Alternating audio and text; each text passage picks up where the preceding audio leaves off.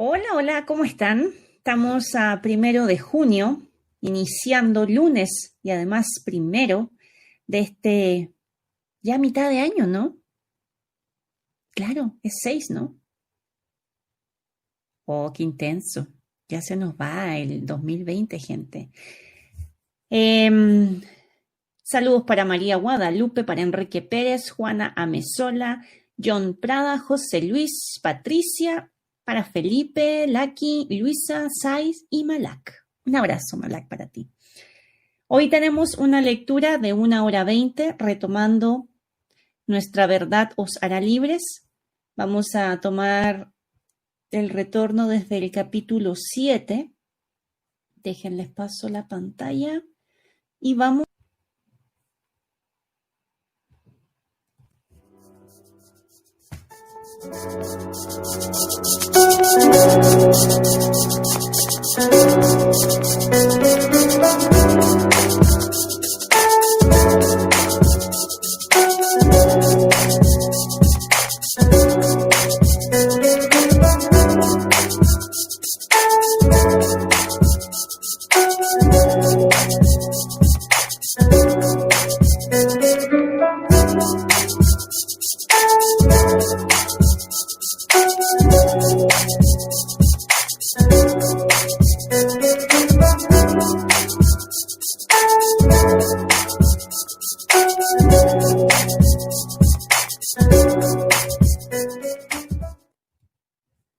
Muy bien, listos y preparados para continuar lo que tenemos aquí, que siempre es información de primera, siempre calidad con nuestro amigo David.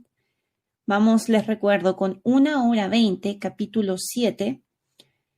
Nos metemos de lleno a lo que es los juicios de Nuremberg. Así que arrancamos.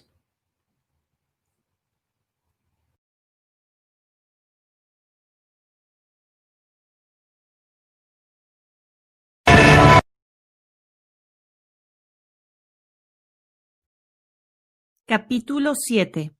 Razas maestras o superiores. La misma actitud que suprimió el desafío a la manipulación de la Segunda Guerra Mundial, hoy en día ve a la gente difamada y encarcelada por cuestionar algunas de las versiones oficiales del Holocausto en la Alemania nazi. Si usted hace esto, nadie escucha las pruebas, porque se pierde en la marea de la difamación y la condena. Si la gente quiere creer que todos aquellos que cuestionan la versión oficial son nazis y apologistas del régimen de Hitler o antijudíos, entonces deben seguir adelante y hacerlo. Pero voy a decirles esto. Se están engañando a sí mismos, porque eso no es cierto, simplemente no lo es. A medida que la vieja vibración de la vida comienza a desmoronarse y surge una nueva, ahora estamos en un periodo en el que la suciedad del pasado, que ha permanecido oculta, está saliendo a la superficie para tratar con ella y poderla dispersar. El contenido de este libro es parte de eso. No solo son las personas que han suprimido las emociones que los carcomen y eventualmente tienen que ser tratados, es la misma tierra y la mente colectiva de la humanidad también. El proceso de limpieza de la tierra adopta muchas formas, y una de ellas es por todo lo que ha sido secreto y reprimido, por venir a la luz pública. Si a la gente le gusta o no la versión oficial del Holocausto, no puede evitar esta exposición a un debate adecuado por mucho tiempo más. El proceso de limpieza y transformación se asegurará de que esto suceda. La forma en que los nazis trataron a muchos judíos es indescriptible. No hay palabras suficientes para describirlo.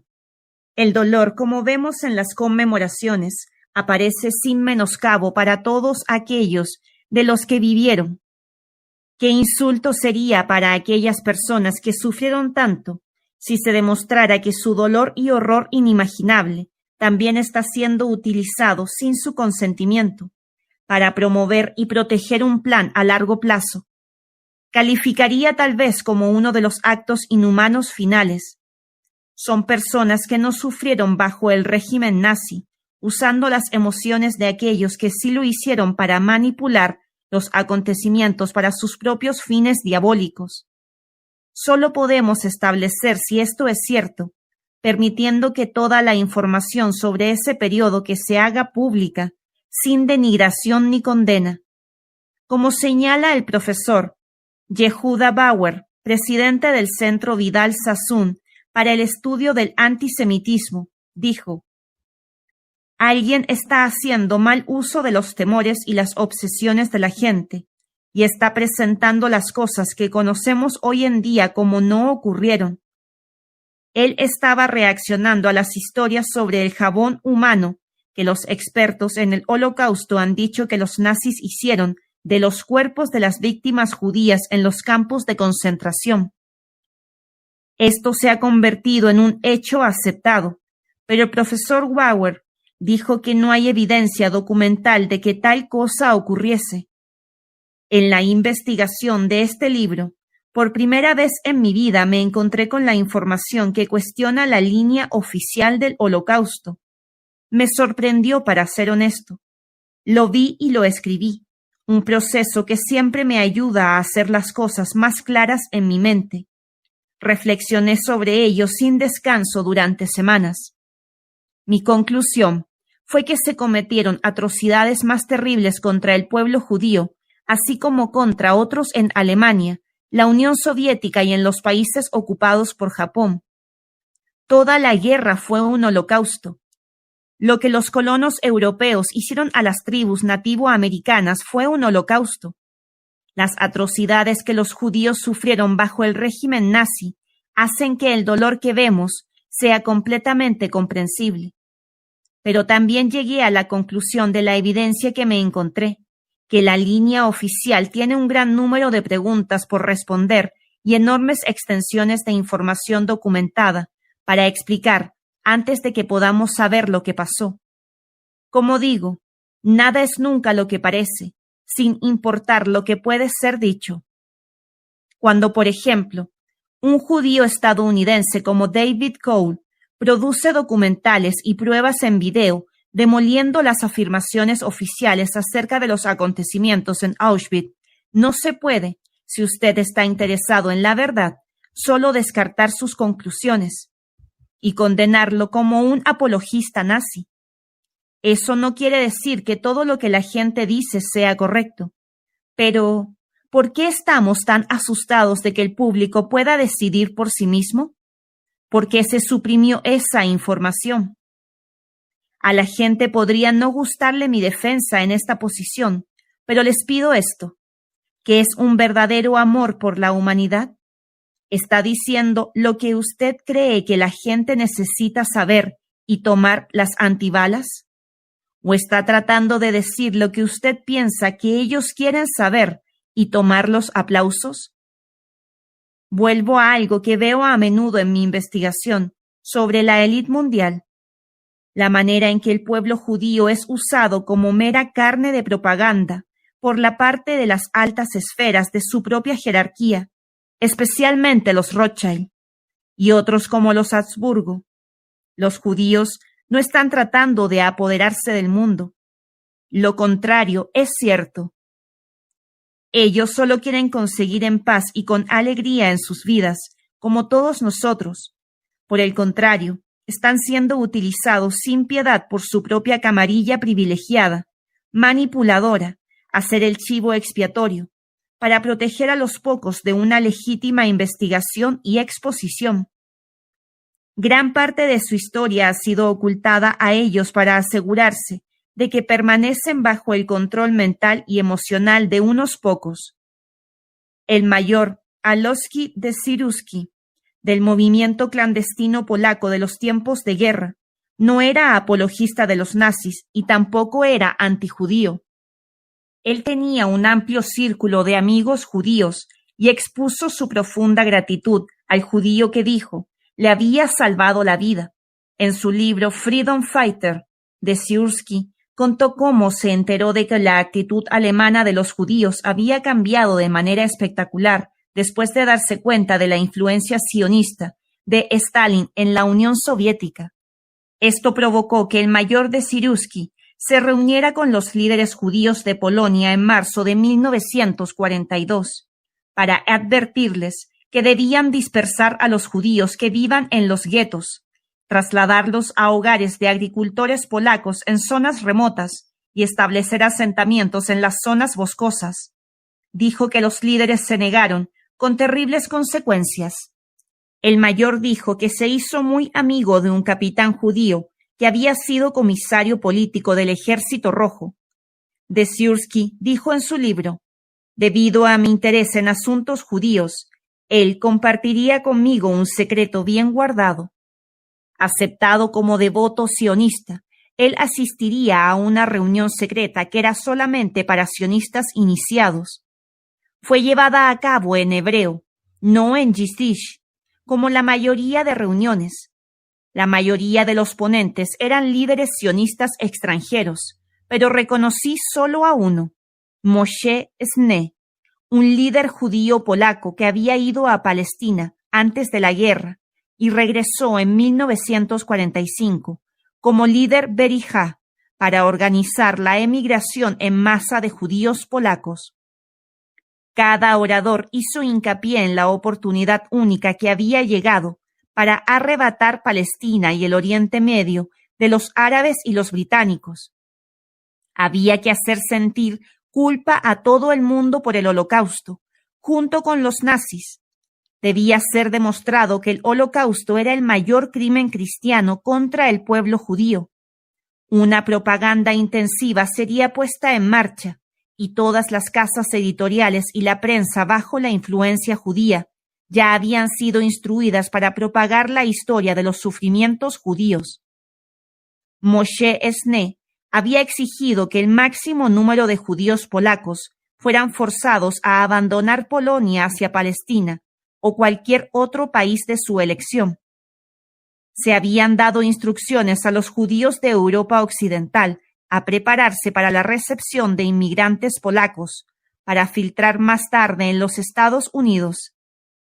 Se debía de hacer de los Estados Unidos la mayor reserva de judíos para influir en la política estadounidense, porque los Estados Unidos se convertiría en la primera potencia mundial decisiva. Usted puede o no aceptar esto. Sin embargo, usted tiene derecho a oír, y mucho, mucho más de los antecedentes documentados relacionados con este tema estarán llegando a la superficie en los próximos años. Nadie estará más sorprendido por lo que se dará a conocer que la propia masa del pueblo judío. Ellos van a ver su jerarquía en su luz muy diferente.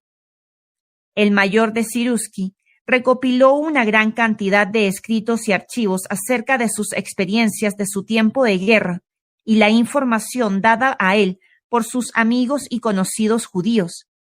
Estos fueron robados en un robo en su casa en mayo de 1965, tras lo cual emigró a Australia. Creo firmemente que un pequeño grupo de judíos que desprecia a la masa del pueblo judío trabajó con los no judíos para crear la Primera Guerra Mundial, la Revolución Rusa y la Segunda Guerra Mundial. Esta élite judía no judía utilizó la Primera Guerra Mundial para asegurar la Declaración Balfour y el principio de que el Estado judío de Israel en Palestina, para lo cual, dada la historia genética de la mayoría de los judíos, no hay absolutamente ninguna justificación por motivos históricos o cualquier otro. Luego, ellos dominaron la Conferencia de Paz de Versalles y crearon las circunstancias que hicieron inevitables la Segunda Guerra Mundial. Ellos financiaron a Hitler al poder en 1933 e hicieron los fondos disponibles para su rearme. Sus representantes en otros países manipularon a sus gobiernos para que Hitler y los nazis invadieran los países vecinos y aumentaran su poder militar, su potencial adquiriendo los recursos de esos países. Le dieron a Hitler la impresión de que podría extenderse a través de la Europa continental, sin desafío, pero luego, a una hora predeterminada, la actitud de Gran Bretaña cambió radicalmente y se encontró en una guerra que no podía ganar, especialmente después de Roosevelt, que manipuló al pueblo estadounidense a través de Pearl Harbor en un conflicto en el que dijeron que nunca participarían. Mientras tanto, los judíos en Alemania, que eran parte de o útiles a esta pequeña élite judía no judíos, se les permitió abandonar las tierras ocupadas por los nazis y huir a los Estados Unidos, a otros países seguros y a Palestina, para iniciar el trabajo que culminaría en la creación de Israel después de la guerra. Ellos no eran los que iban a sufrir tan terriblemente bajo Hitler. Lejos de ello, ellos fueron los que habrían de utilizar y explotar el sufrimiento de los otros que quedaron atrás. Cuando la élite privilegiada, al igual que el banquero Max Warburg, habían salido de Alemania, los judíos, hombres, mujeres y niños que fueron considerados prescindibles en pos de un objetivo más amplio, fueron abandonados a su suerte. El destino estaba sellado cuando Alfred Rosenberg, con su origen judío, pasó una copia de los protocolos de los sabios de Sion a disposición de Hitler. ¿Qué podría motivar a esta camarilla manipulativa de judíos a tratar a sus compañeros judíos de tal manera infrahumana? En pocas palabras, los manipuladores no eran realmente judíos, como el rabino Marvin S. Antelman señala en su libro de 1974, para eliminar los opiáceos. Antelman, que perdió 17 miembros de su familia a los nazis, dice que esta camarilla no quiere promover el judaísmo, quiere destruirlo, ya que quiere destruir a todas las alternativas a su propio enfoque de culto, el culto del ojo que todo lo ve de la antigüedad. Esto es lo que ofrece los temas comunes de la lealtad y la motivación entre los judíos, árabes, británicos, alemanes, estadounidenses, etc., quienes a sabiendas trabajan juntos para llevar a cabo la tiranía mundial fascista, conocida como el nuevo orden mundial.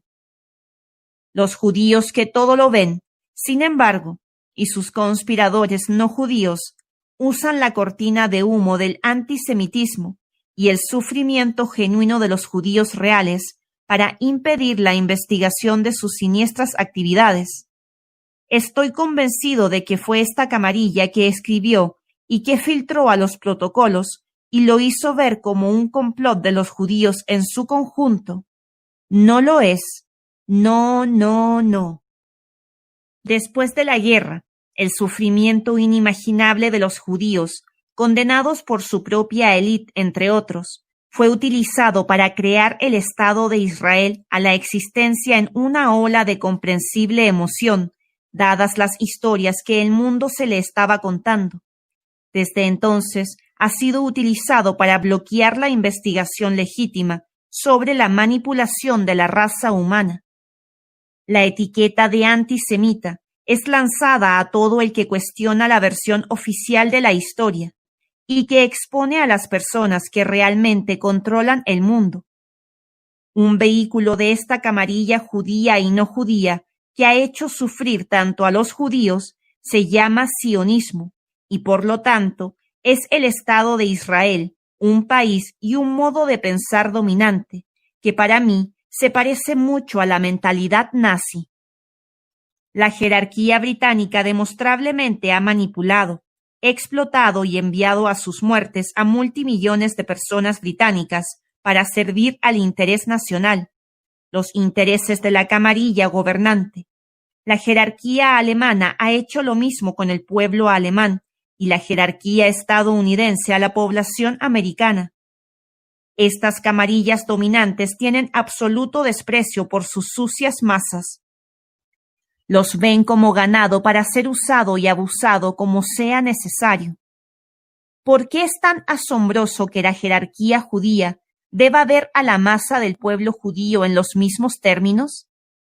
La explotación de aquellos que sí sufrieron por parte de los que no sufrieron permitió que la élite gobernante de Israel cometiera las atrocidades más terribles sin oposición de la comunidad mundial más amplia.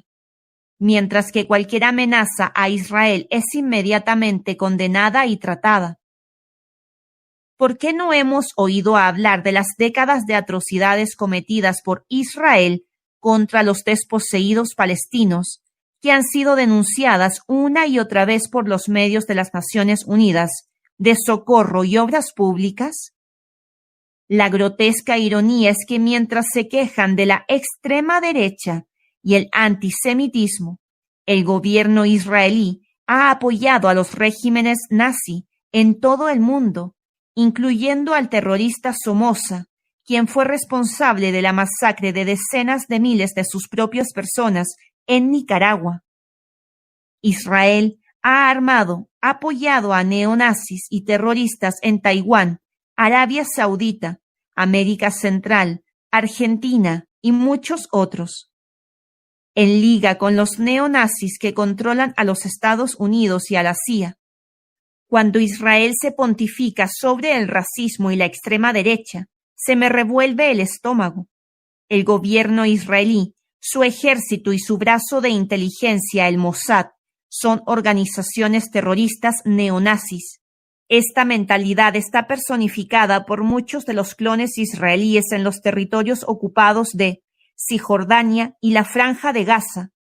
Las autoridades israelíes ocultan este hecho detrás de la gente judía que realmente sufrió en la Alemania de Hitler.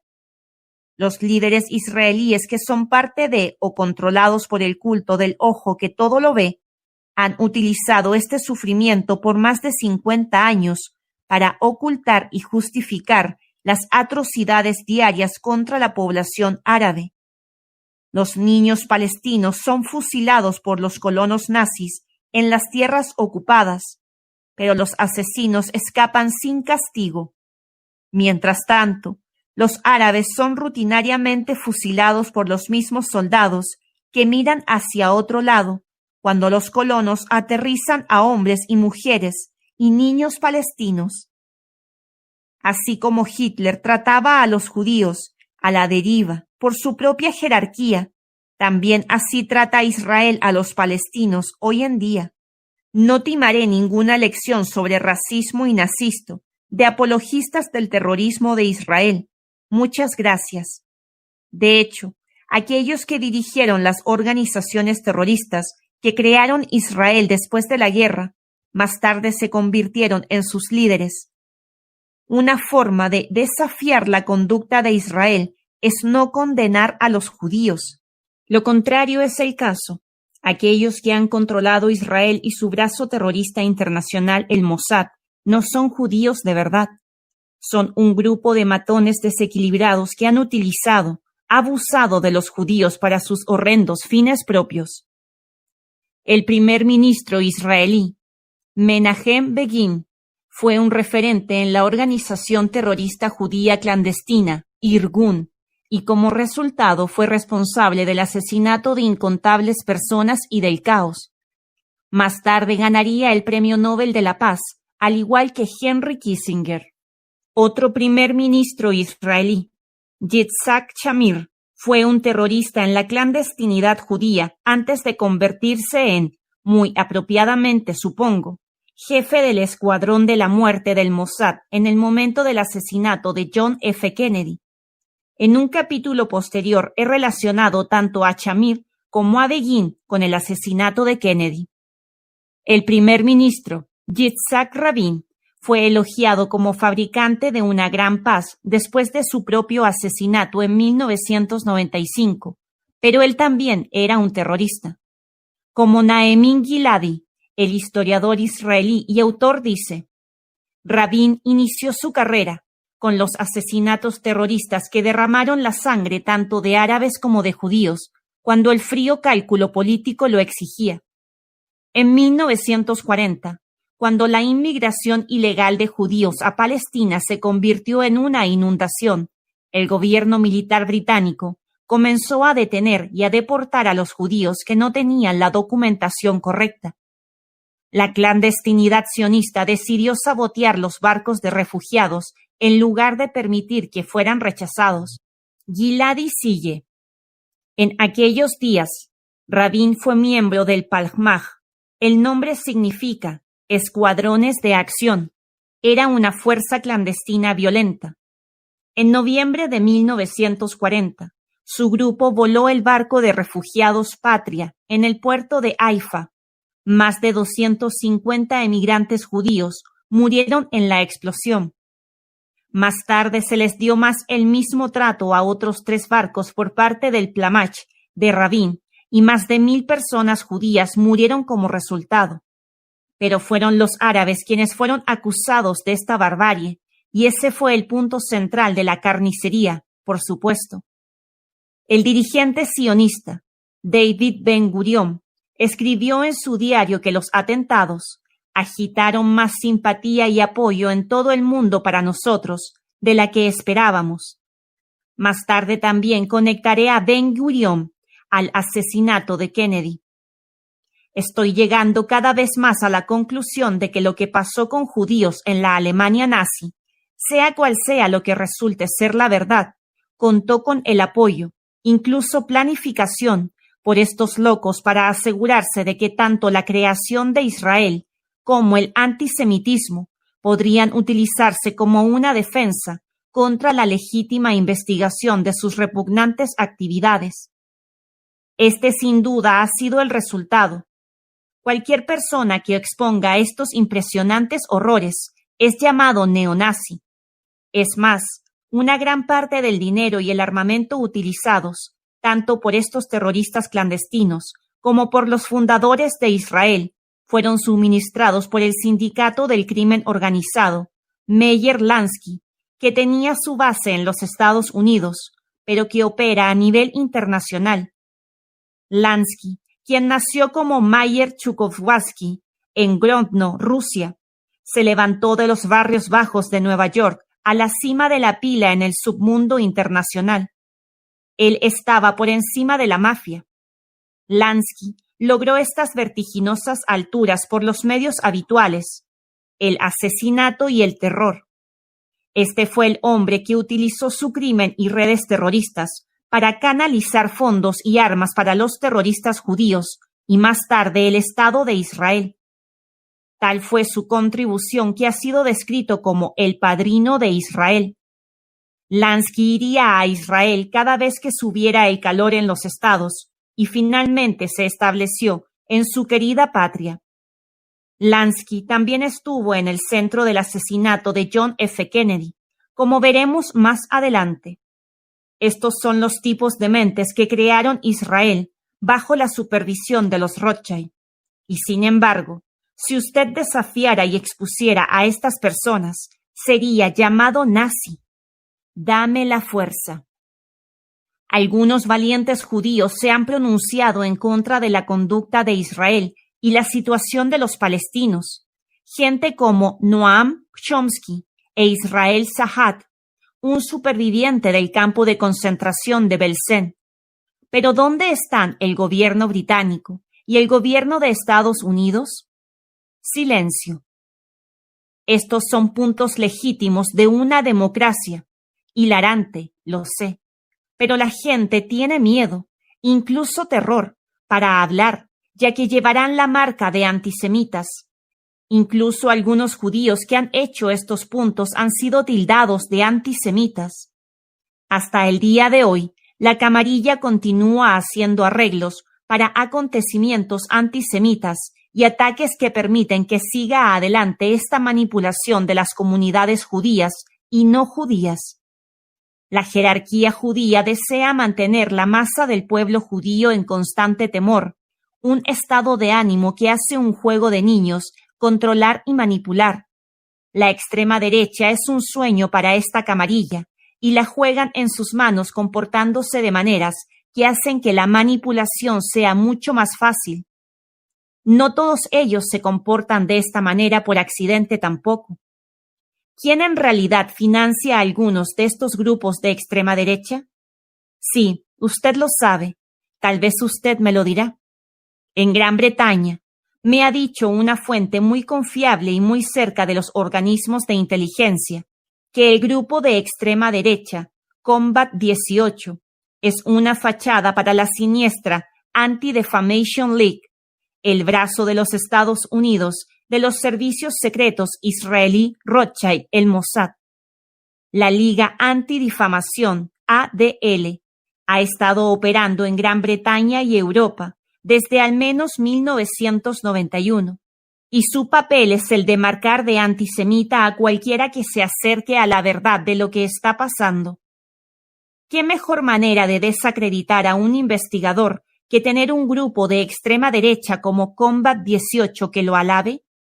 ¿Qué mejor manera de controlar a la gente judía a través del miedo que tener el comportamiento de Combat 18 como un ejemplo de lo que se espera de ellos si no tuvieran la jerarquía para protegerlos? Si usted encuentra todo esto difícil de creer, hay muchos ejemplos que demuestran este punto. En el tiempo del asesinato de Kennedy, el secretario nacional del Partido Nazi Americano fue un hombre llamado Daniel Burros. Él era un estrecho colaborador del nazi Frankhauser Roy, un hombre que dijo una vez: Hitler tenía los judíos, nosotros tenemos los negros. Tenemos que poner nuestro acento principal en la cuestión negro, por supuesto, porque eso es lo que preocupa a las masas, pero no estamos olvidando al judío. Si los judíos sabían lo que venía, y créanme, está viniendo tan cierto como el amanecer, se darían cuenta de que lo que va a suceder en Estados Unidos hará que la Alemania nazi se vea como un picnic de la escuela dominical. Vamos a construir mejores cámaras de gas y más de ellas, y esta vez no habrá ningún refugio. Encantador. Sin embargo, el nazi Frankhauser resultó ser un infiltrado profesional federal del Ku Klux Klan y otras organizaciones nazis y comunistas. Su estrecho colaborador, el nazi Daniel Burros, fue expuesto en octubre de 1965 como un judío por el New York Times. Al día siguiente fue hallado muerto en casa de Frankhauser en Reading, Pensilvania. Veredicto: suicidio. Burros también fue una figura clave en el Partido Nazi Nacional del Renacimiento, que estaba controlado por la Liga Antidifamación. La vida nunca es lo que parece. El adversario de Combat 18 en el Reino Unido es una organización llamada Searchlight. La misma fuente me dice que esto es una fachada para el Consejo de Diputados de Judíos Británicos y la ADL. ¿Alguien puede confirmar esto? Es una estrategia muy, muy vieja. Incluso el Mossad no es lo que parece ser. En realidad, es la agencia de inteligencia sobre todo para los Rothschild, el cartel de la banca de la élite mundial y el culto del ojo que todo lo ve, al igual que la ADL. El investigador Gary Allen puso la situación muy bien en su libro de 1973. Nadie se atreve a llamarlo la conspiración. Una de las razones principales para el apagón histórico sobre el papel de los banqueros internacionales en la historia política es que los Rothschilds eran judíos, antipueblo judío. Se han jugado en manos de la conspiración, tratando de retratar a toda la conspiración como judía. Nada podría estar más lejos de la verdad. Las instituciones bancarias tradicionales anglosajonas, J.P. Morgan y Rockefeller, han desempeñado un papel clave en la conspiración. Pero no se puede negar la importancia de los Rothschild y sus satélites. Sin embargo, es tan irrazonable e inmoral culpar a todos los judíos por los delitos de los Rothschild como lo es el culpar a todos los bautistas por los delitos de los Rockefeller. Los miembros judíos de la conspiración han utilizado una organización llamada Liga Antidifamación como un instrumento para tratar de convencer a todos de que cualquier mención de los Rothschild y sus aliados es un ataque a todos los judíos. De esta manera han sofocado casi todas las becas honestas sobre los banqueros internacionales, convirtiéndolo en un tema tabú en las universidades. Cualquier individuo o libro explorando este tema es inmediatamente atacado por cientos de comunidades de ADL en todo el país. La ADL nunca ha permitido que la verdad o la lógica interfiera con sus puestos de trabajo, altamente profesionales y arrastrados. En realidad, nadie tiene derecho a estar más enojado con la camarilla de Rothschild que sus compañeros judíos. Los Warburg, parte del imperio Rothschild, ayudaron a financiar a Adolf Hitler. La tiranía tiene muchas formas y la mayoría de ellas son menos evidentes. La condena generalizada de judíos en Alemania fue el resultado de los nazis sacando una versión de la verdad. Los judíos son horribles, mientras suprimían la información alternativa que contaba otra historia. Los judíos no son diferentes de cualquier otra persona. Esta es claramente una tiranía de manipulación mental, porque a la gente se le negó todos los hechos y puntos de vista disponibles, y sus actitudes fueron posteriormente desequilibradas. Pero si eso es una tiranía que con razón nos comprometeremos a oponernos, ¿por qué jugar un papel en la supresión de información alternativa a la línea oficial de la Segunda Guerra Mundial? ¿Cómo puede ser justo que mientras esta feroz represión continúa, copias gratuitas de la película de Spielberg, La lista de Children, se les dan a las escuelas para adoctrinar a los niños con la versión indiscutible de los acontecimientos? ¿Y por qué nosotros, que decimos oponernos a la tiranía y demandamos la libertad de expresión, permitimos que gente vaya a la cárcel y sea vilipendiada y que sean cerradas en el acto revistas por sugerir una nueva versión de la historia? ¿Cómo no ser acusados de hipocresía y de criticar a una tiranía mientras apoyamos a otra? Una vez que la gente piensa que está bien suprimir diferentes puntos de vista y evidencias, ya sea que estemos de acuerdo con ella o no, estamos jugando a Dios ante el resto de nuestros semejantes, hombres y mujeres. Si la evidencia es incorrecta, entonces demostrará serlo bajo el foco de la escena pública. Si es cierto entonces, ¿por qué demonios estamos suprimiéndola? John F. Kennedy apoyó esta opinión en un discurso de la Universidad de Columbia en febrero de 1962, cuando dijo: "Buscamos el libre flujo de información. Una nación que tiene miedo de dejar que el pueblo juzgue la verdad y la falsedad en un mercado abierto, en una nación que teme a su gente.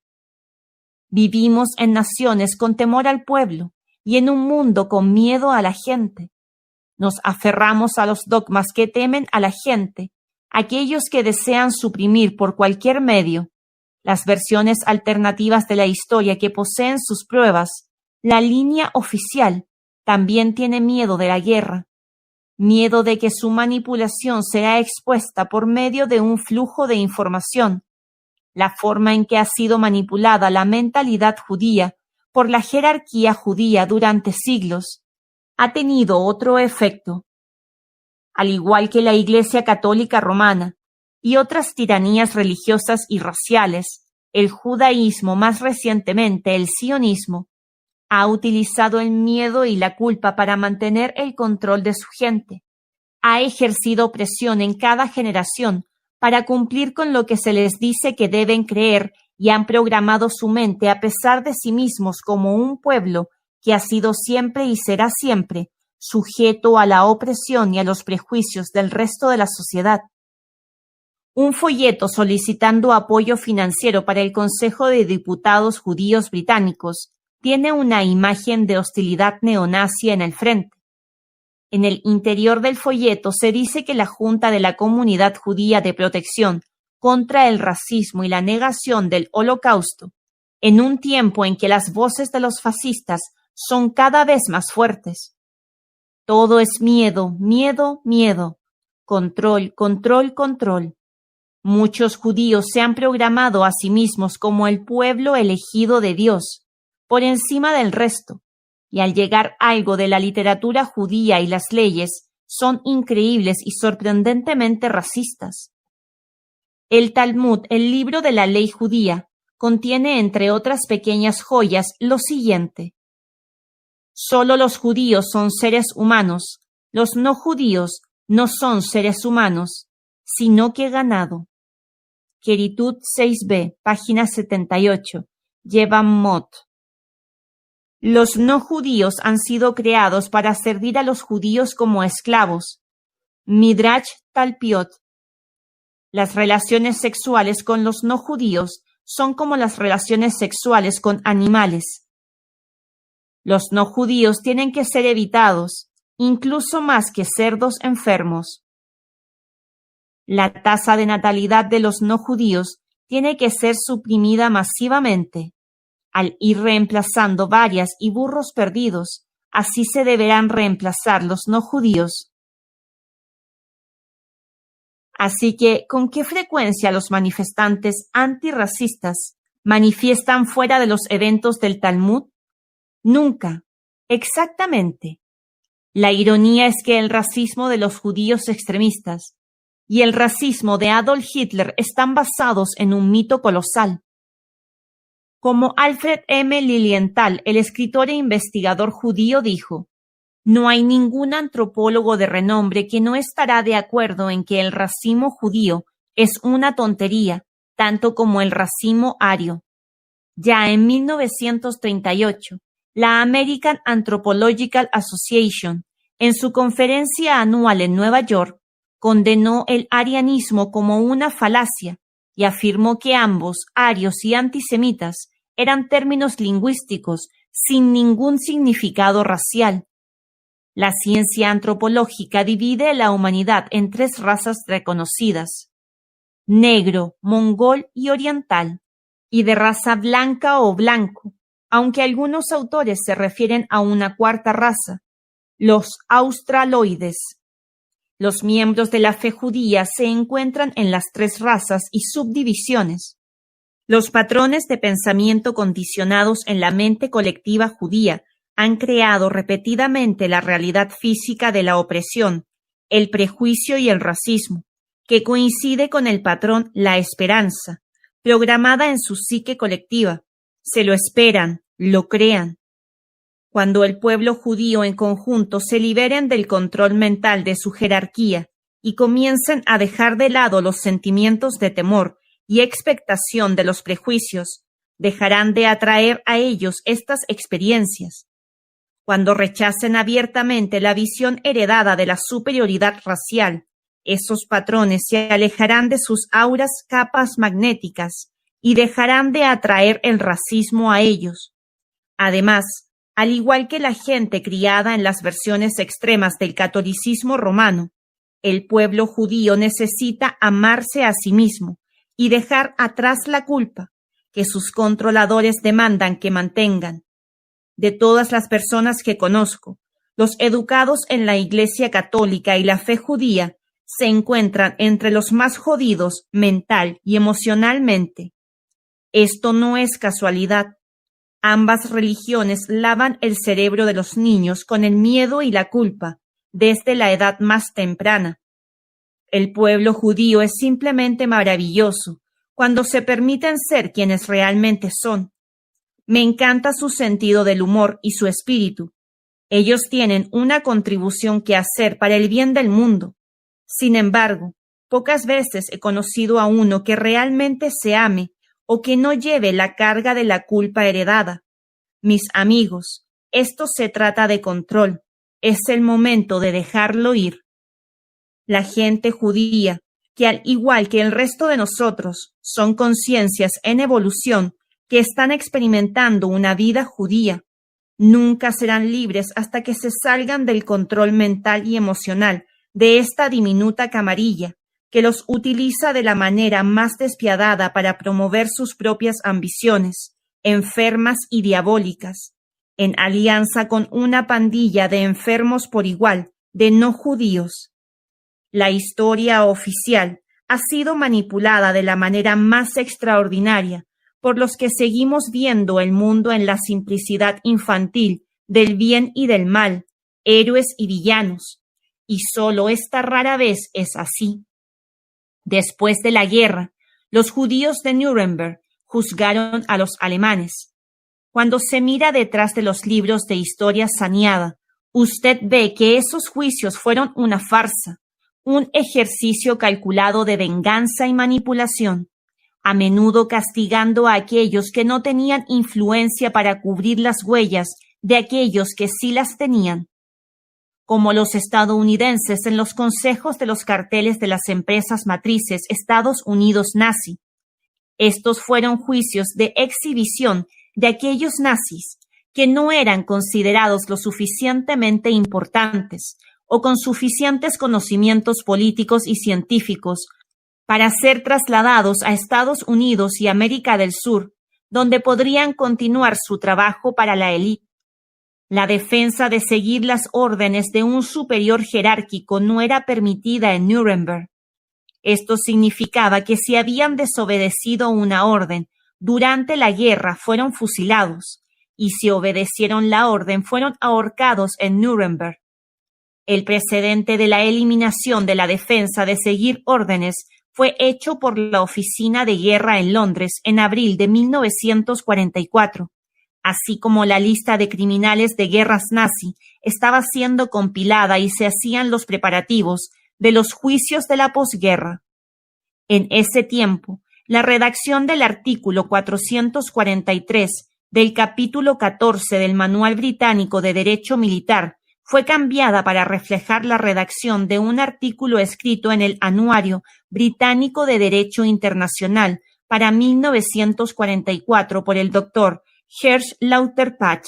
El párrafo revisado 443 dice lo siguiente: el carácter claramente ilegal de la orden, ilegal por referencia o principio generalmente reconocidos del derecho internacional, tan identificado con los dictados convincentes de la humanidad como para que sea obvio para cualquier persona de entendimiento ordinario, hace el hecho de las órdenes superiores irrelevantes.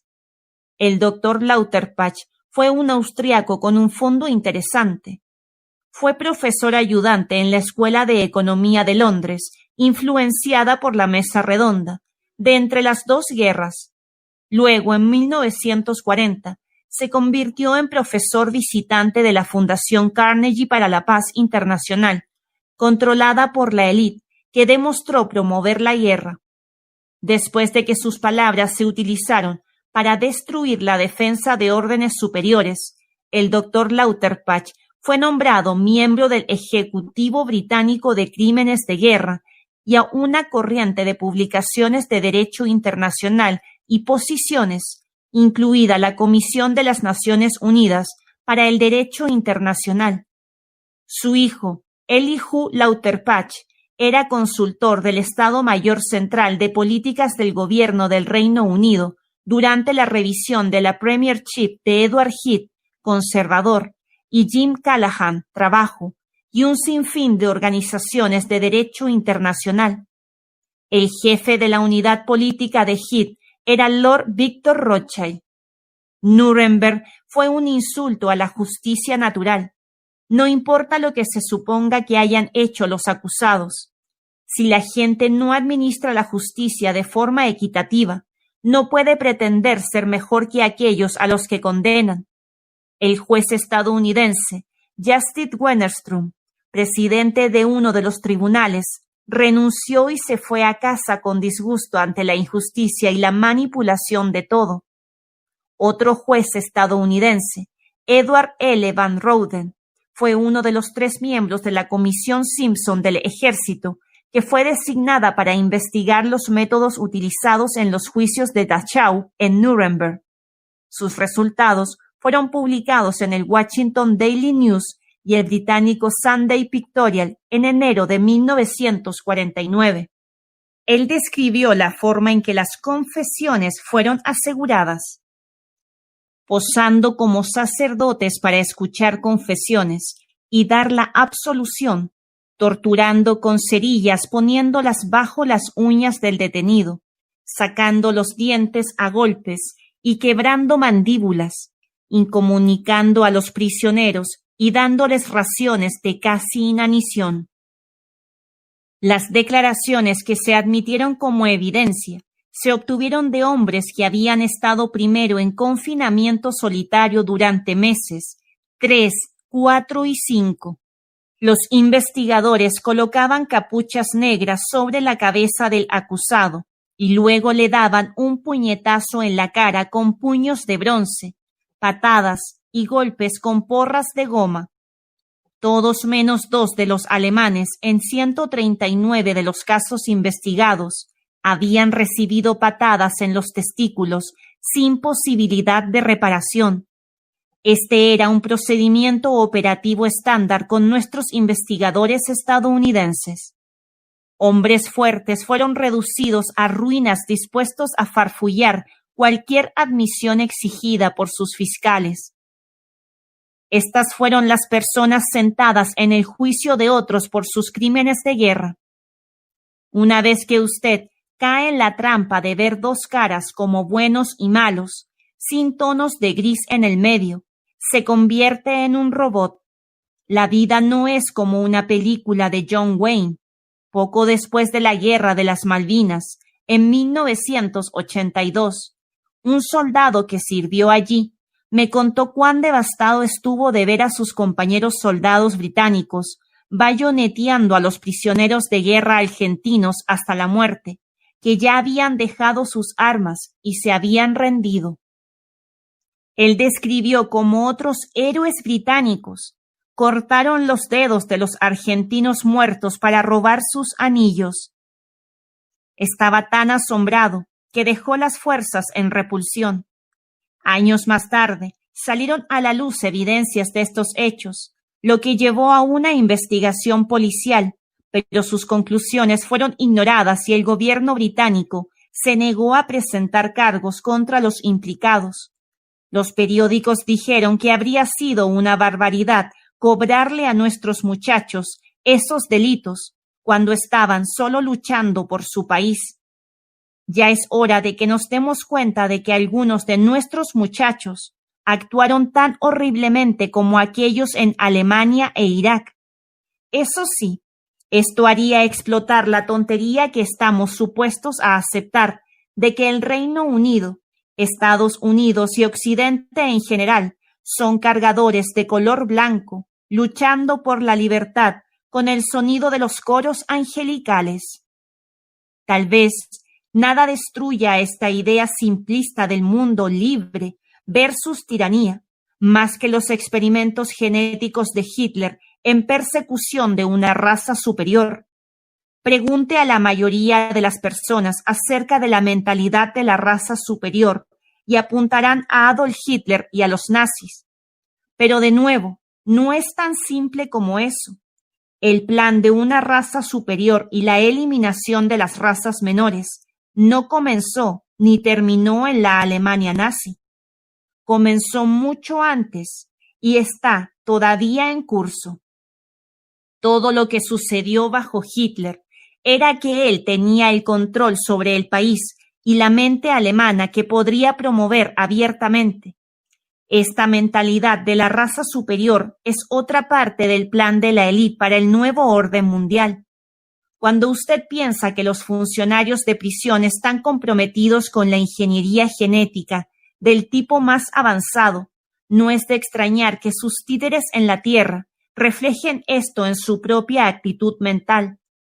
Los nazis estaban haciendo y decidiendo públicamente lo que la élite en Gran Bretaña y Estados Unidos había estado diciendo y financiando mucho antes de que siquiera se hubiera oído hablar de la palabra nazi.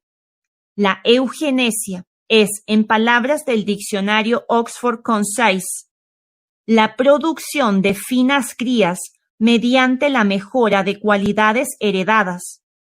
El término eugenesia fue acuñado por el inglés Francis Galton en los últimos años del siglo XIX.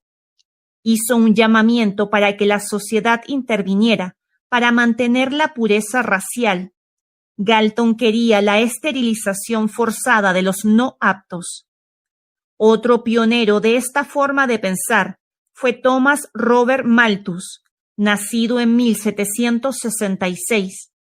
Fue a partir de él que la teoría de la supervivencia del más alto fue transmitida a través de Herbert Spencer a Charles Darwin. Malthus estaba obsesionado con el sacrificio de la población y propuso una serie de medidas contra las razas torre, los pobres, para mantener la población en bajos números y, como él lo vio, evitar que el flujo genético humano estuviera dominado por esas líneas raciales inferiores. En su obra más conocida, Ensayo, sugirió que las calles debían ser hechas más estrechas y debían poblarse las casas con más personas para fomentar el regreso de la plaga. Las aldeas deberían ser construidas junto a charcos de agua estancada y, sobre todo, remedios para prevenir y curar la enfermedad debían ser enérgicamente condenados. Dijo. Malthus continuó. Unimos la injusticia y honramos formalmente el negar el derecho de apoyar a los pobres. Para este fin, debería proponer un reglamento que declare que ningún niño nacido debería tener derecho a ayuda de la parroquia. El infante es, comparativamente hablando, de poco valor para la sociedad, ya que otros de inmediato ocupan su lugar. Todos los niños, más allá de lo que sería necesario para mantener a la población a este nivel deseado, deben necesariamente morir, a menos que se les haga espacio a ellos mediante la muerte de personas adultas. De una mente así surgió la idea de la supervivencia del más apto, y desde entonces ha dominado la ciencia. Añádase a esto la creencia de que el intelecto de una persona está genéticamente determinado por el intelecto de los padres, y tenemos el movimiento eugenésico, que salió a la superficie tan infamemente bajo el gobierno de Adolf Hitler. Aunque el avanzado conocimiento esotérico es conocido en el nivel superior de la élite, a algunos de los más bajos en la pirámide se les anima a creer alguna basura increíble. La superioridad genética del intelecto a través de cruzamientos es una de ellas. Hace un llamamiento al ego, supongo. Tenga en cuenta también cómo las propuestas de Malthus del fomento de la enfermedad y de forzarla sobre las malas condiciones, a modo que no tengan probabilidades de sobrevivir, aún se encuentran en la vanguardia de la élite de la política en el tercer mundo y también dentro de los países industrializados. Nombres ya familiares para nosotros en este libro, como los Harriman y los Rockefeller, están metidos seriamente en la eugenesia. La madre de Averell Harriman financió el lanzamiento del movimiento de la ciencia de las razas en los Estados Unidos en 1910 y construyó la Oficina de Registro de Eugenesia como una rama del Laboratorio Nacional de Galton en Londres. Los Harriman fueron responsables de la fortuna de la familia Bush y que estaba cerca de otro respaldo de la familia Bush, George Herbert Walker, un familiar por el matrimonio de Prescott Bush y abuelo de George Bush, quien llegaría a ser presidente de los Estados Unidos. En el siglo XIX, algunas personas con enfermedades mentales y niños estaban siendo esterilizados por parte de funcionarios de salud de Estados Unidos como resultado de las políticas de eugenesia. El estado de Indiana hizo obligatoria la esterilización de los enfermos mentales e indeseables, y 475 hombres fueron esterilizados en el reformatorio del estado de Indiana. Después del cambio de siglo, los Harriman y los Rockefeller gastaron más de 11 millones para establecer un laboratorio de investigación de eugenesia en Cold Spring Harbor, en Long Island, Nueva York, cerca de las fincas de los hermanos Dulles. El estudio de la eugenesia fue estimulado en las universidades controladas por la élite, tales como Harvard, Columbia y Cornell. En Alemania, la misma línea fue tomada por Ernst Haeckel, el promotor de raza superior aria y la mística, cuyas ideas influyeron en Hitler. Haeckel dijo que era el deber de una nación hacer cumplir la cría, y él y sus seguidores formaron la Liga Monista para promover sus creencias enfermas en Alemania. El primer Congreso Internacional de Eugenesia se celebró en Londres en 1912. Entre sus directores estuvieron Winston Churchill y Alexander Graham Bell, inventor del teléfono. En 1917, 15 estados de Estados Unidos tenían leyes de eugenesia y todos, menos algunos de ellos, hicieron legal la esterilización obligatoria de los epilépticos, los criminales, los enfermos mentales y retrasados y criminales regulares. En 1932, un año antes de que Hitler y Roosevelt llegaran al poder, los Harriman ayudaron a organizar el tercer Congreso Internacional de Eugenesia en el Museo Americano de Historia Natural en Nueva York. La hermana de Averell Harriman, María, era la directora de entretenimiento para el evento. Estas familias ricas estadounidenses, así como sus homólogos en Gran Bretaña, se sienten raza superior y desean proteger su pureza racial. Esto, junto con la búsqueda del poder, la riqueza e influencia, son las razones por las cuales tienen lugar tantos matrimonios dentro de estas familias. Estados Unidos no puede tener una familia real oficial o aristocracia, tal como existe en Gran Bretaña, pero tienen una traducción no oficial y toman todo el esfuerzo para rastrear la línea hacia atrás, a menudo erróneamente, a Guillermo de Orange y a la familia real británica, o a algún ala de la aristocracia británica. El objetivo del movimiento de la eugenesia era y es crear una raza superior por medio de la esterilización forzada y el control de natalidad de las razas consideradas inferiores. El Congreso Internacional de Eugenesia en Nueva York en 1932 abordó el problema, como ellos lo vieron, de los afroamericanos y otras razas inferiores, reproduciéndose y ampliando su número. Se decidió que la manera de hacer frente a este peligro era las razas superiores, ellos mismos, a través de la esterilización y de cortar la rama mala y ordinaria. El Congreso estaba dedicado a la obra de la madre de Averell Harriman, y Averell hizo todo lo posible para apoyar el proceso. Él personalmente hizo arreglos para que la compañía naviera Hamburg America, controlada por él mismo, George Walker y Prescott Bush, transportara a los nazis de Alemania a Nueva York para que pudieran participar en el Congreso. El más conocido de ellos fue el doctor Ernst Rudin, psiquiatra en el Instituto Kaiser Wilhelm de Genealogía y Demografía de Berlín. Allí, él ocupó todo un piso con su investigación de eugenesia, y todo esto fue posible gracias a fondos aportados por los Rockefeller. El doctor Rudin fue elegido por unanimidad presidente de la Federación Internacional de Sociedades de la Eugenesia en el Congreso de Nueva York, y esto fue en parte un reconocimiento a su labor como fundador de la Sociedad Alemana para la Higiene de Razas. El movimiento eugenésico llamó a la esterilización de los enfermos mentales, sociedades de higiene mental, la ejecución de los criminales, los locos y los enfermos terminales, sociedades de eutanasia, y la purificación de la raza por medio de la esterilización y la prevención de los nacimientos de aquellos considerados seres de ramas inferiores, sociedades de control de la población. Todo esto ya estaba en marcha mucho antes de que nadie hubiera oído hablar de Adolf Hitler y los nazis. La Alemania de Hitler fue un vehículo para una parte de este movimiento, no era todo el movimiento.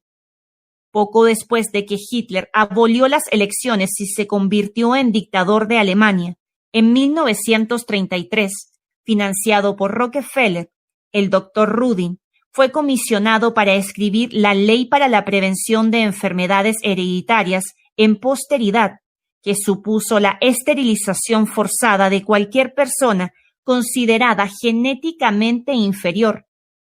250,000 de personas que eran enfermos mentales, ciegos, sordos o los alcohólicos fueron esterilizados por orden de los tribunales especiales de la eugenesia. Rudin supervisó esta política y la formación de los psiquiatras y los médicos a fin de llevar a cabo las esterilizaciones. Pero ¿de dónde tuvo su inspiración el nazi Rudin para la redacción de sus leyes de raza? Del modelo de la Ley de Esterilización Eugenical de 1922, presentado por H. H. Laughlin, experto en eugenesia de la Cámara de Representantes de la Comisión Estadounidense de Inmigración y Nacionalización, que fue aceptada por muchos estados. La eugenesia no es exclusiva de Alemania nazi. En 1942, el psiquiatra estadounidense Foster Kennedy pidió la matanza de niños con retraso y entre 1941 y 43, más de 42,000 personas fueron esterilizadas en Estados Unidos. Ni tampoco finalizó la mentalidad de la raza superior en el año 1945 con la desaparición de la Alemania de Hitler. Obviamente, hablar de razas superiores, de la pureza racial y la esterilización para mejorar la acción estaba mal, una vez que algunos de los cuentos de los proyectos nazi comenzaron a ser conocidos. Pero todo lo que sucedió fue que los nombres de las políticas de raza superior fueron cambiados para ocultar el verdadero significado. Empezamos a oír hablar de la eutanasia y el control de la población en lugar de la eugenesia y la purificación de la raza. Pero todo es realmente lo mismo. Lo que los Harriman, los Rockefeller y la gente como Prescott Bush estuvieron financiando y apoyando antes y durante la guerra, sus sucesores han seguido promoviéndolo bajo la cubierta del lenguaje aceptable. Por ejemplo, una de las personas que trabajaron con los Harriman y con Prescott Bush en su financiación de Hitler fue William H. Draper Jr., el hombre que ayudó a financiar los carteles nazis y que fue nombrado por Roosevelt después de la guerra para decidir lo que debía ser hecho con ellos. Draper, un estrecho colaborador de Averell Harriman, fue un importante financiador del Congreso Internacional de Eugenesia antes de la guerra y fue uno de los responsables de hacer al Dr. Ernst Rudin la cabeza del movimiento mundial de la eugenesia. En 1958, Draper fue nombrado presidente de una comisión que asesoraba al presidente Dwight Eisenhower, CFR, sobre el uso de la ayuda militar a otros países. Este nombramiento fue posible gracias a Prescott Bush, quien entonces era senador de Estados Unidos en Connecticut. Bush era un compañero de golf regular del presidente y del consejero de Seguridad Nacional, Gordon Gray, un amigo y promotor de la eugenesia. Por ahora, John Foster Dulles, ex abogado de Bush en la financiación de Hitler, era el secretario de Estado, y su hermano, Allen Dulles, anteriormente como Schroeder, banqueros personales de Hitler, era el jefe de la CIA. Para decirlo suavemente, un entusiasta de la eugenesia como Draper tenía mucha gente alrededor de él de mentalidad similar. Esto le permitió cambiar la idea central de su comité de aquel de asesorar sobre la ayuda militar a la campaña sobre la amenaza de la explosión demográfica. Su comité formuló planes para despoblar los países más pobres, es decir, aquellas personas que no tienen la piel blanca. El crecimiento de estos pueblos, dijo Draper, era una amenaza para la seguridad nacional de Estados Unidos. Eisenhower rechazó las propuestas de Draper, pero con el apoyo de sus fanáticos compañeros de la pureza racial, fundó el Comité de Crisis de Población, Fundación Draper, que junto con las familias Rockefeller y DuPont continuó promoviendo la eugenesia con el pretexto del control de la población. Draper fue asesor del presidente Lyndon Johnson sobre este tema y la administración comenzó a utilizar el programa de asistencia externa para financiar el control de la natalidad en los países no blancos. Otra mente similar a Draper en la política estadounidense iba a ser hijo de Prescott, George Bush, un partidario vocal de las políticas del general Draper. Bush organizó audiencias ya en 1969 sobre los peligros que representa el nacimiento de bebés demasiado negros. El hijo y heredero de Draper, William H. Draper III, fue copresidente de finanzas y jefe de recaudación de fondos para la campaña de George Bush para presidente en 1980. Más tarde en esa década, Bush convenció a Ronald Reagan para designar a los jóvenes, nombrar al joven Draper como administrador del Programa de las Naciones Unidas para el Desarrollo, una organización relacionada con el Banco Mundial y encargada de supervisar el control de la población. La eugenesia y las políticas de raza superior se transmitieron a través de las generaciones de estas familias gobernantes de la élite. Durante el mandato de George Bush en la Casa Blanca, el elemento de control de población del presupuesto de ayuda se disparó. Su abogado a partir de 1980, Boyden Gray, quien se convirtió en el asesor legal en jefe al presidente durante el gobierno de Bush. Gray había sido capaz de darle un montón de consejos sobre el control de la población. Cuando Boyden era un niño después de la guerra, su padre Gordon Gray, amigo íntimo de Prescott Bush, puso en marcha el proyecto que sirvió de base del programa actual de esterilización global.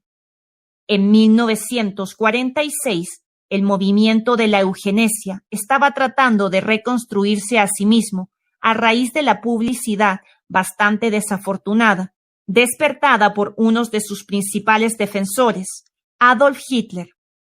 Durante la guerra, la Liga de Esterilización de los Estados Unidos había cambiado su nombre por el de Derecho de Nacimiento Inc.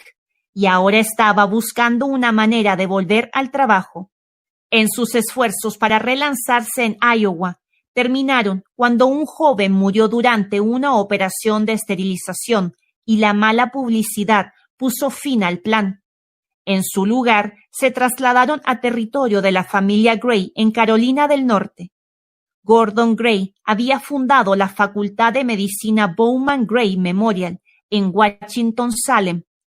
Fue nombrado en honor al abuelo de Boyden, que había sido dueño de la compañía R.J. Reynolds Tobacco. La escuela se convirtió en un centro de eugenesia. Compiló extensos registros de familias portadoras de enfermedades hereditarias y comenzó un proyecto que consiguió esto.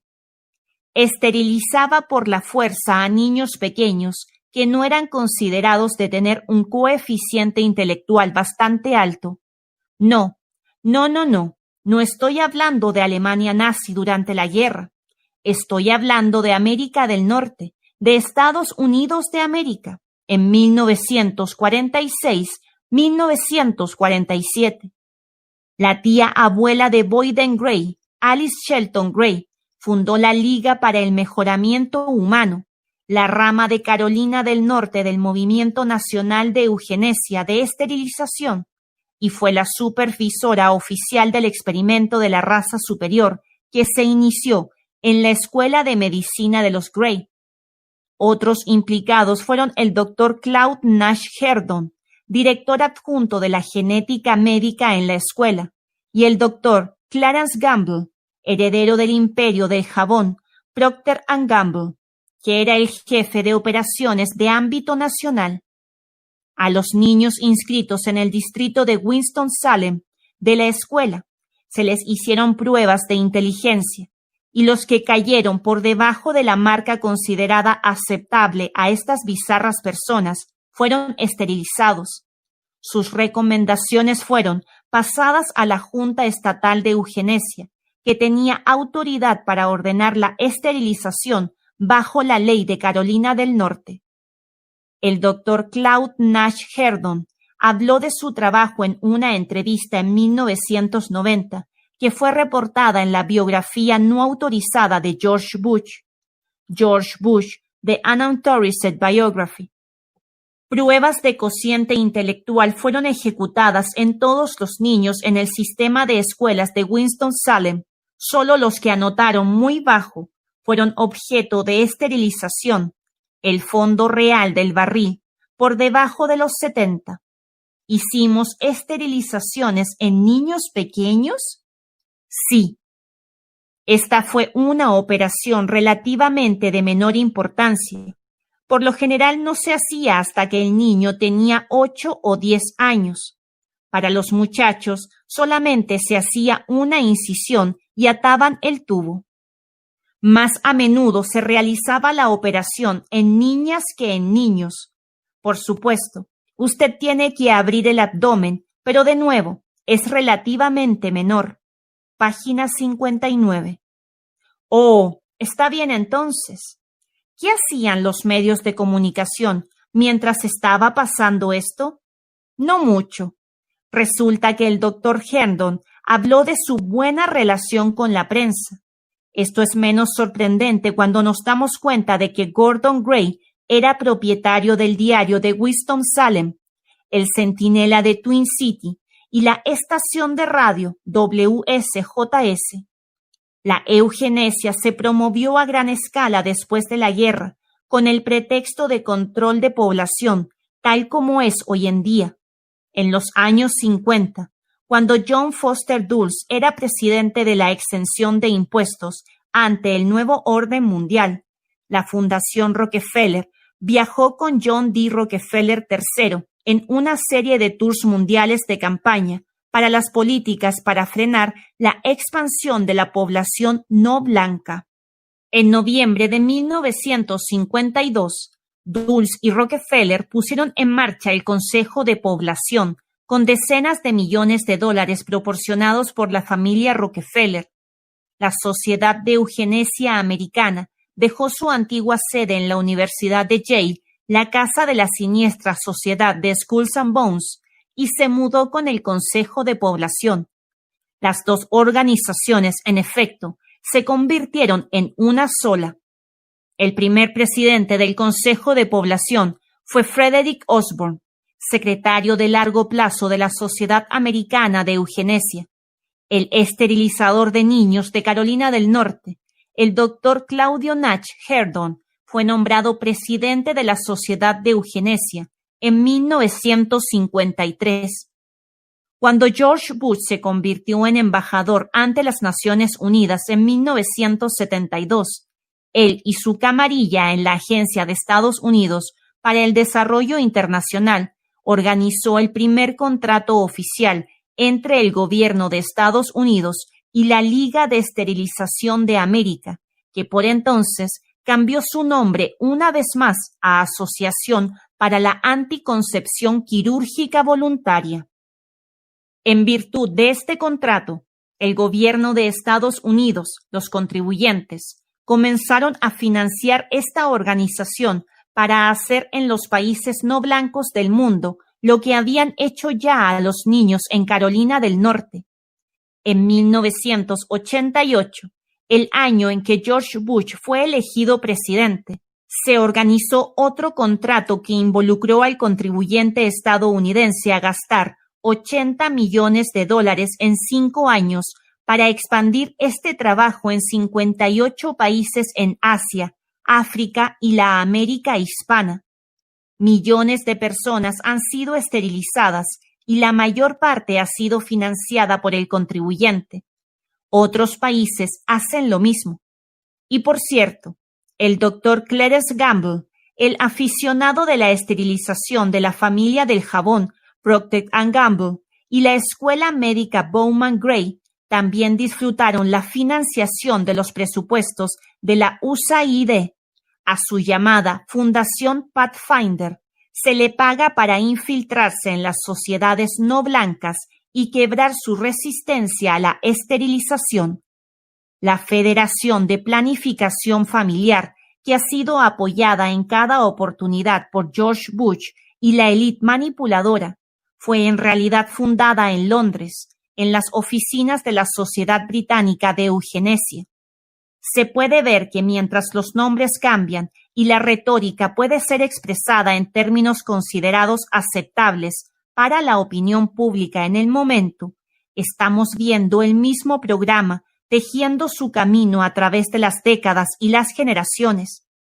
La Alemania nazi no fue más que su ejemplo más famoso.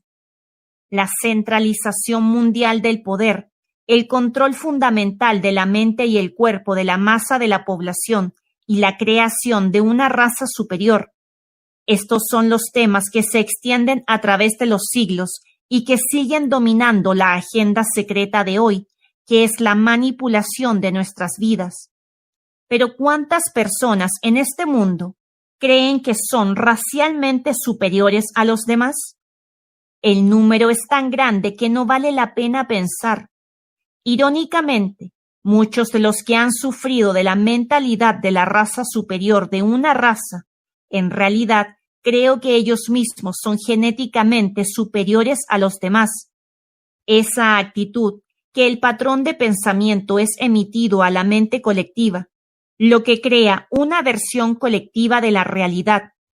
Si dentro de nuestra psiquis creemos que somos racialmente superiores, tenemos más probabilidades de atraer a esa misma mentalidad hacia nosotros. Una sensación de superioridad racial es un desequilibrio, y nuestro subconsciente atrae nuestros desequilibrios a nosotros como experiencias físicas para poder hacerles frente, aprender de esas experiencias y que se vayan. Estos desequilibrios a menudo se relacionan con los patrones de pensamiento a los que nos hemos aferrado en vidas físicas anteriores, así como esta, razón por la cual alguien no tiene un sentimiento consciente de la superioridad racial, todavía puede atraer una experiencia racial hacia ellos. Es nuestra realidad subconsciente, lo estamos creando. Nosotros, la humanidad como un todo, pensó la realidad de mentalidad-realidad de la raza superior mundial a la existencia, y ahora podemos pensar de nuevo al ver todos los colores y credos como iguales, lo cual es una realidad. La élite puede ir muy lejos con su engaño, porque tienen tantas caras y funciona a través de diferentes grupos, de muchas personas y organizaciones.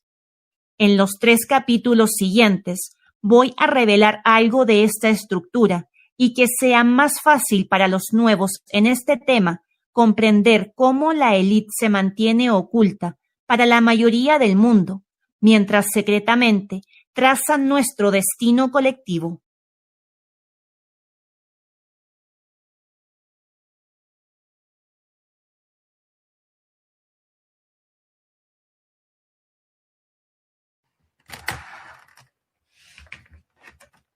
Muy bien, gente. Hemos terminado con nuestra parte 6 de este día lunes, inicio del mes de junio.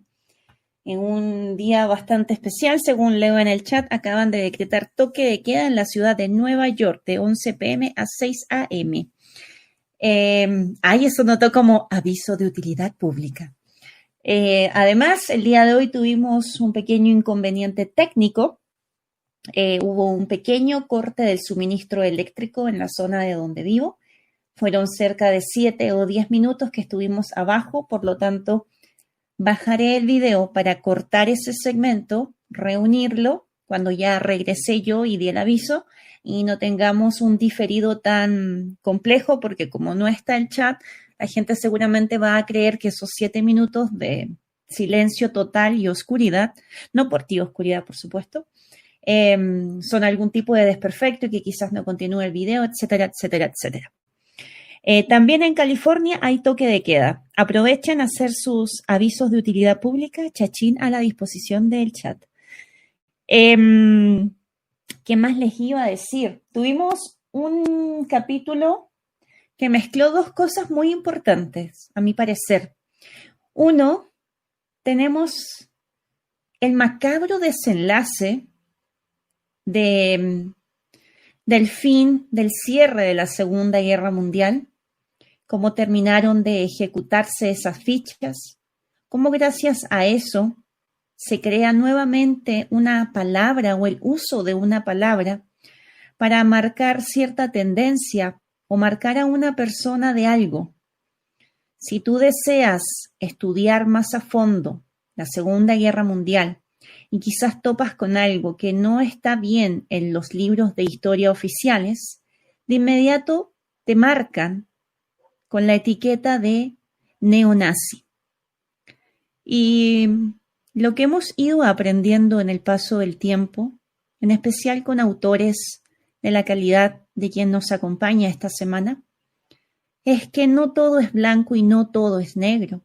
Efectivamente, hubo atrocidades, pero eso no significa que puedas apuntar con el dedo y señalar a todos como algo, como un mal completo que siempre se ejecuta de la misma forma.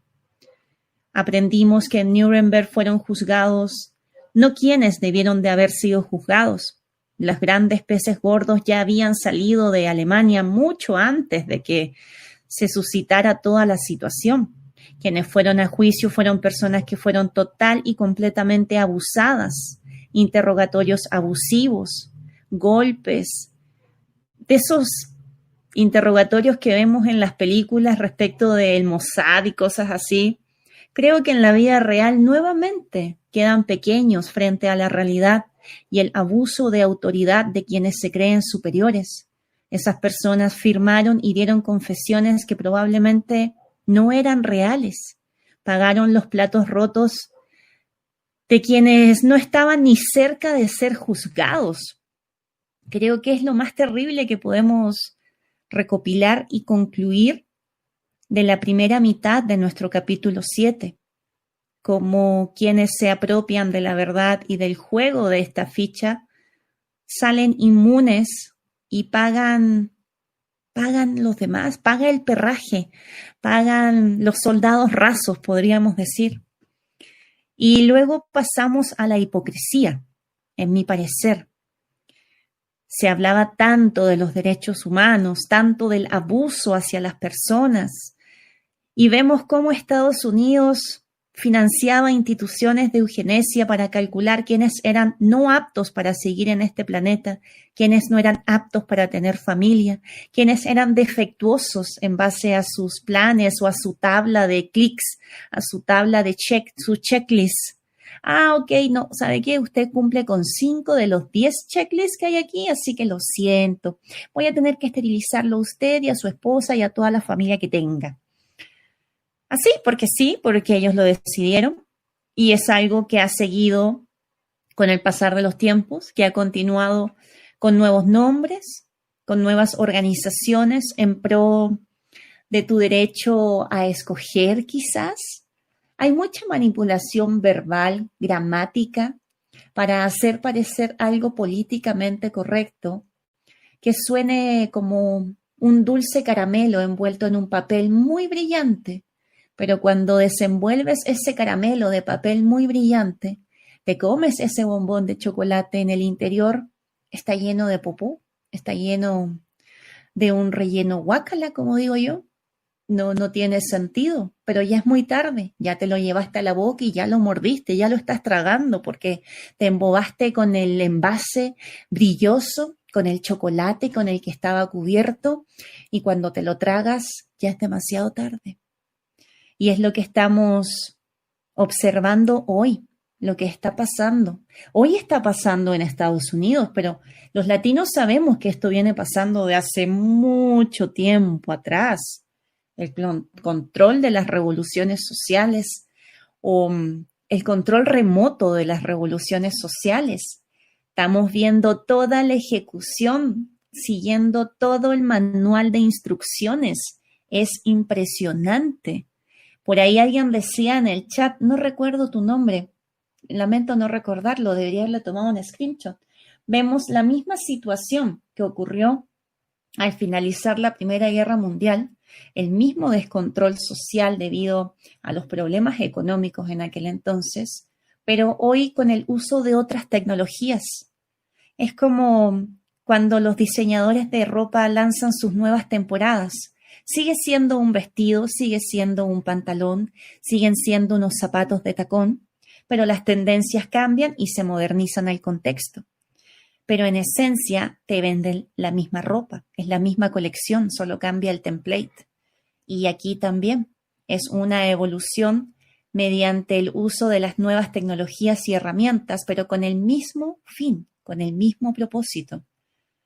¿Se me atrasan las cosas? Puede ser que esté saltando la conexión, pero si es así, hemos descubierto, gracias a Oscuridad, que siempre es mi chequeo posterior, que ya cuando procesa los paquetes de datos YouTube, luego ya, ya se completa bien.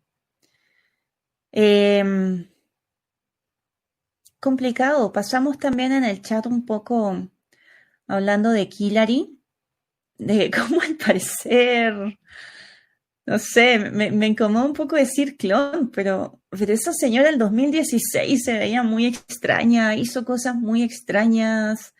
No sé si habrá sido un problema de programación, no lo sé, pero son personajes, entre comillas, extraños que ejecutan su quehacer diario frente a las cámaras de forma extraña y creo que todos sabemos por qué ocurre en el fondo, qué es lo que ellos hacen tras bambalinas. Ya nos enteramos que Prescott Bush estaba muy obsesionado con la eugenesia y debemos recordar que nuestro amigo nerd sigue el mismo plan, sigue a las mismas fundaciones, financia las mismas fundaciones y los mismos estudios bajo el lema de control de natalidad, de planeación familiar, etcétera, etcétera, etcétera. Entonces, vemos cómo la antorcha es traspasada hacia los nuevos personajes y ahí están nuestros filántropos que se escudan bajo este término. Ya descubrimos el poder que tiene para las masas ciertas palabras, cómo transforman a las personas en cómo reaccionan hacia los demás. Hay que tener conciencia y cuidado cuando escuchas o lees palabras porque traen mucha carga. Recuerden que el lenguaje en sí tiene mucho poder y ellos seleccionan con mucho cuidado qué palabras van a revolver en nuestras mentes para un uso superior. Recordamos a Gustavo Cerati también. Esta conclusión es muy random, gente, pero estamos claros que en el medio en el que estamos hay personas que se ocupan como chivo expiatorio y otras que se ocupan como sacrificios. Y por ahí hay personas que se nos han ido antes, que quizás en realidad no era su tiempo real. Así que, gente, me despido el día de hoy. Creo que hemos tenido una gran conclusión, un muy buen chat. Veré de qué manera puedo editar en línea el video de hoy para que no se pierda el chat. Si es que no lo logro hacer de esa forma, durante la noche simplemente tendré que editarlo y subirlo y tendremos que perder nuestro chat del día de hoy. Pero lo intentaré, no se preocupen. Hemos concluido nuestra parte 6. Mañana seguimos desde el capítulo 8, nuestra parte 7. De hecho, fíjense quiénes son los que más promueven este tipo de movimiento social de las personas famosillas, entre comillas. ¿Quiénes son los personajes que se prestan para seguir actuando? Mañana el capítulo 8 se llama El gobierno secreto. Se viene bueno. Y cerca de la mitad, porque son 20 capítulos, el capítulo final tiene un nombre muy divertido. No les voy a hacer spoiler porque quiero que se impacten al igual que yo cuando lo leí. Les envío un fuerte abrazo, siempre vibrando alto y hacia adelante. Traten de inhalar profundo, contener ese aire algunos segundos y exhalar Todo el aire. Estamos viviendo momentos difíciles y complicados. Se siente el estrés a nuestro alrededor. Hoy todos se han olvidado del bicho y continuamos quizás con otro tipo de tensión aún peor porque conlleva violencia, conlleva a que nuestro barniz social sea eliminado, sea pisoteado y eso está mal, eso no puede ser. Es uno de nuestros pilares de sociedad. Nunca debemos ceder para que nuestro barniz social sea destruido. Recuerden eso. Un abrazo, que estén súper bien. Concéntrense, vibren positivo y pese a toda la popó que llegue, vibren bien, vibren corto y rápido. Piensen en curvas de amor, piensen en energía positiva. Les envío un abrazo a Patti, María, Jaime, Friseli, Yoyi, Julita, Felipe, Alorna, Oscuridad, Beatriz, Malak, Sais, Silvina, Yoyouchi, a todos quienes estuvieron el día de hoy compartiendo con nosotros. Un fuerte... Lalo también te envío un súper abrazo, Lalo, que estés súper bien. A ver si el día de hoy logras hacer algún paparazo. Te lo encargo. Y ya, cuídense mucho. Tratemos de irnos a dormir pensando en positivo. No quiero que se vayan a dormir pensando en negativo. Eso nos hace mal y no ayudamos al global, ¿ok? Así que al menos antes de dormir, 3 inhalaciones y exhalaciones largas, contenidas. Sientan el respirar, sientan cómo inhalan y exhalan, sientan el aire recorrer sus cuerpos para que nos vayamos a dormir con amor, de forma positiva. Es importante. No debemos caer, tenemos que ser fuertes. Un abrazo y nos vemos mañana. Si les gustó el video, denle like. Si les pareció lo suficientemente interesante, compartirlo. Y si es primera vez que te pasas por el canal, te invito a que te suscribas y le des clic a la campanita. Nos vemos mañana. Chao, chao.